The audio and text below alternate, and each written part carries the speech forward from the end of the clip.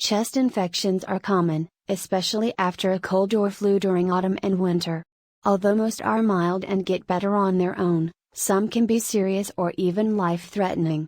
Signs and symptoms of a chest infection. The main symptoms of a chest infection can include a persistent cough, coughing up yellow or green phlegm, thick mucus, or coughing up blood, breathlessness or rapid and shallow breathing, wheezing, a high temperature, fever, rapid heartbeat, chest pain or tightness, feeling confused and disorientated. You may also experience more general symptoms of an infection, such as a headache, fatigue, sweating, loss of appetite, or joint and muscle pain.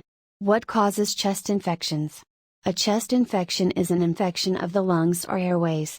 The main types of chest infection are bronchitis and pneumonia. Most bronchitis cases are caused by viruses, whereas most pneumonia cases are due to bacteria. These infections are usually spread when an infected person coughs or sneezes. This launches tiny droplets of fluid containing the virus or bacteria into the air, where they can be breathed in by others. The infections can also be spread to others if you cough or sneeze onto your hand, an object or surface, and someone else shakes your hand or touches those surfaces before touching their mouth or nose. Certain groups of people have a higher risk of developing serious chest infections, such as babies and very young children, children with developmental problems, people who are very overweight, elderly people, pregnant women, people who smoke, people with long-term health conditions, such as asthma, heart disease, diabetes, kidney disease, cystic fibrosis or chronic obstructive pulmonary disease (COPD), people with a weakened immune system. This could be due to a recent illness, a transplant, high-dose steroids, chemotherapy, or a health condition, such as an undiagnosed HIV infection. Caring for your symptoms at home. Many chest infections aren't serious and get better within a few days or weeks. You won't usually need to see your GP, unless your symptoms suggest you have a more serious infection. While you recover at home, there are things you can do to improve your symptoms.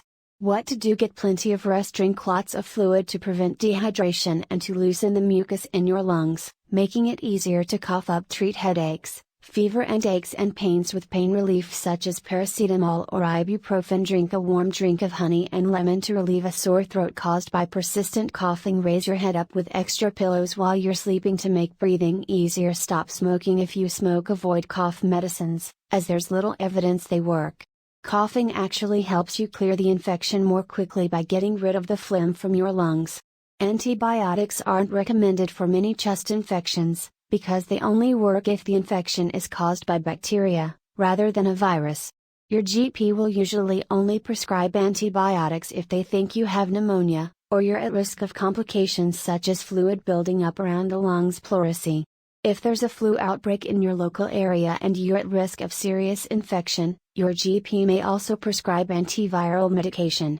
When to contact your GP practice: contact your GP practice if you feel very unwell or your symptoms are severe, your symptoms are not improving, you feel confused, disorientated or drowsy, you have chest pain or difficulty breathing, you cough up blood or blood-stained phlegm, your skin or lips develop a blue tinge, cyanosis, you're pregnant, you're 65 or over, you're very overweight and have difficulty breathing, you think a child under 5 has a chest infection, you have a weakened immune system, you have a long-term health condition, you have a cough that has lasted more than 3 weeks, your GP should be able to diagnose you based on your symptoms and by listening to your chest using a stethoscope, a medical instrument used to listen to the heart and lungs.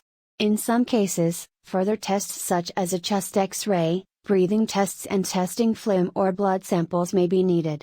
Preventing chest infections: there are measures you can take to help reduce your risk of developing chest infections and stop them spreading to others. Stop smoking. If you smoke, one of the best things you can do to prevent a chest infection is to stop. Smoking damages your lungs and weakens your defenses against infection. Read more information and advice about stopping smoking. Good hygiene: although chest infections generally aren't as contagious as other common infections, like flu, you can pass them on to others through coughing and sneezing. Therefore, it's important to cover your mouth when you cough or sneeze, and to wash your hands regularly. Put tissues in the bin immediately. Alcohol and diet: excessive and prolonged alcohol misuse can weaken your lungs' natural defenses against infections and make you more vulnerable to chest infections.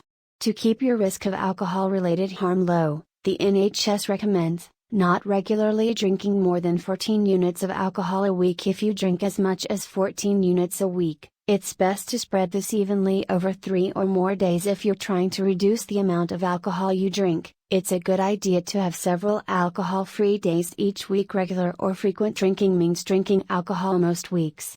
The risk to your health is increased by drinking any amount of alcohol on a regular basis. Eating a healthy, balanced diet can help strengthen the immune system, making you less vulnerable to developing chest infections. Vaccinations. If you're at an increased risk of chest infections, your GP may recommend being vaccinated against flu and pneumococcal infections, a bacterium that can cause pneumonia.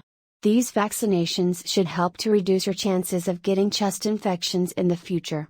Flu and pneumococcal vaccinations are usually recommended for babies and young children, pregnant women, flu jab only, people aged 65 and over, people with long-term health conditions or weakened immune systems. And that's all. If you liked it, don't forget to subscribe to the channel to keep receiving more information about diseases and medicines. Receiving more information